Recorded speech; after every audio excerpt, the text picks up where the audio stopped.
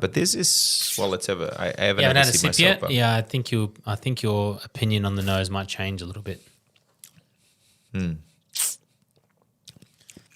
Hello to our Got Some friends and family. If you don't think that you're at the label yet a friend, stick around. You have to listen to 3 episodes to become a friend of the show.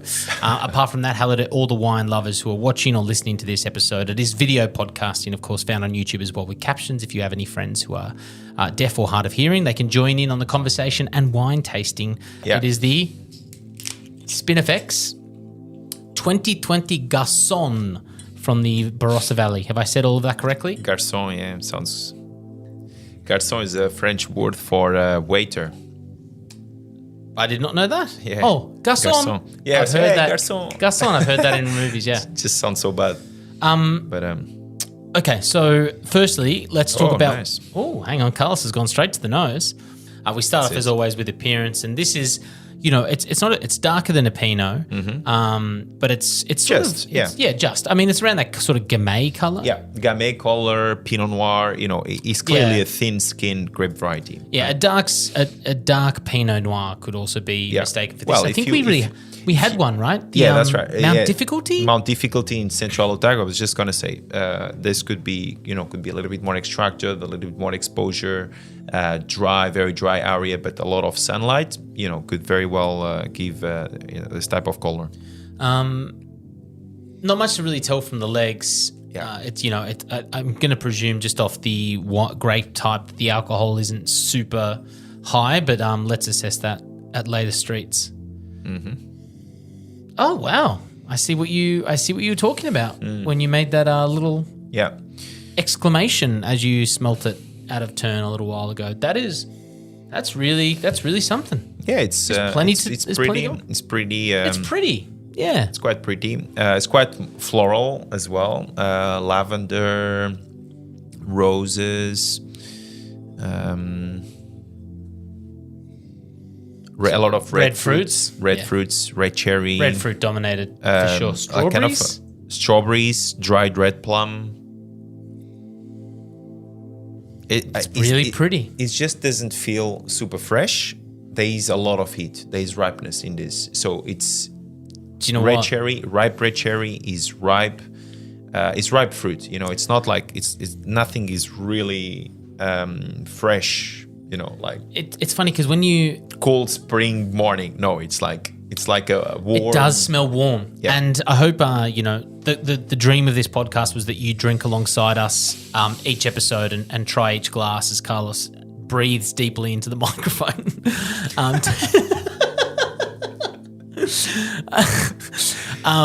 But the dream is that you guys, assess this alongside us, and hopefully you can smell the ripeness, because you're absolutely right. It is from the Barossa Valley, which we know is a warm climate area.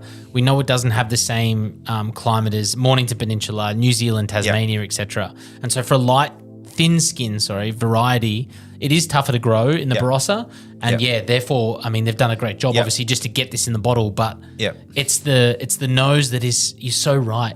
I wouldn't have said that. And it's like, oh yeah, it smells ripe and warm. Yeah, ripe, warm, and dried. It's more towards the dried fruits. Dried red plum is what I capture the most. A little bit of candied fruit? Candied fruits, yes, definitely. Candied red fruits, sweetened candied red fruit. And you're right, it's 14% of alcohol. It is? So there's a lot of heat, 14% just on the nose. But you feel that warmth, that ripeness on the nose.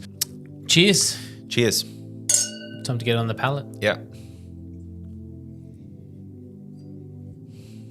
Most popular Grenache would probably in the world would be, alongside the Barossa ones, would be Châteauneuf-du-Pape, which we've spoken before. But then again, it would be blend. There's only very few producers that will do 100% Grenache, wines of the likes of Chateau Rayas.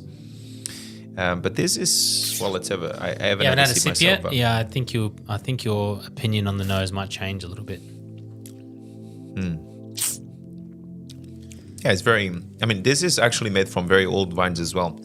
which may be adding to a lot of these pretty aromas. Okay. Can I add some things that I assess on the palate straight away, and then we'll go to our normal tasting? I think hopefully, by nearly the end of 30 episodes, people can, can just go with us and let us have our first assessment. First is quite tannic, and second is alcohol is really I would say overwhelming the touch. I think the tannin. I think you overestimating the tannin, because tannin tannin typically in Grenache is low. I think really is the acidity. I think the acidity. Acidity for some reason seems quite lifted in this wine, it's quite high. which can be added into the wine, can be acidified in order to bring a little bit of freshness using like artificial chemicals. Artificial acidity. Yeah, which will give a perception more of that acidity on the palate, which he kind of has, and is quite nice on the wine because it's so warm and so alcoholic. Because something at 14% in Barossa Valley made from Grenache, you're not really expecting this acidity, this freshness to be so lifted. And I think what you're saying, it's tannin. I really think is that acidity, because again, tannin in Grenache is also quite low. Yeah. So there's a sense of freshness in the palate. Yeah. I think we can already tell you guys and figure that out for yourself, hopefully, by trying this, that this is we're calling it a high acid wine, right? Yeah. Yes, definitely. High acid, warm, generous.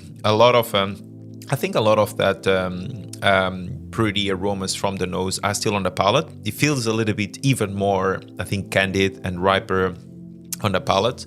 I don't overly dislike it, but I think the alcohol is like burning on the throat, which is normal for this type of wine. You could have It's a the steak. vintage, so not the vintage, it's the area, right? Barossa, you're going to get higher alcohol. Yeah, for sure. Very, very climate. fast, especially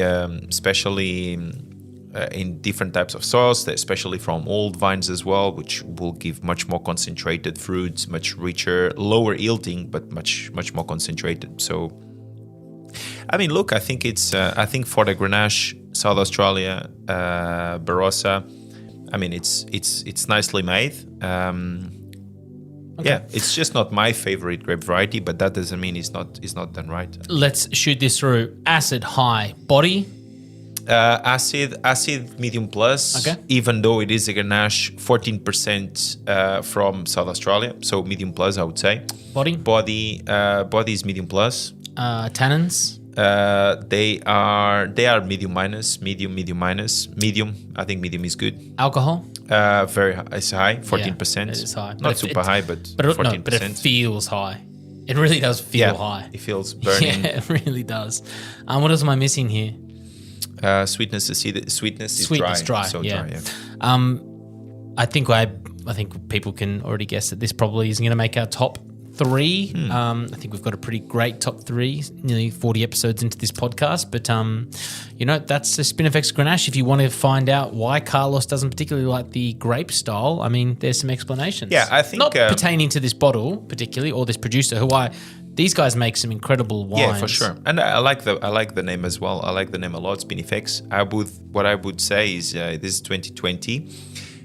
Keep this for another 5-6 years. I think has a lot of potential to go that. So keep it for 5-6 years and come back to it after that time.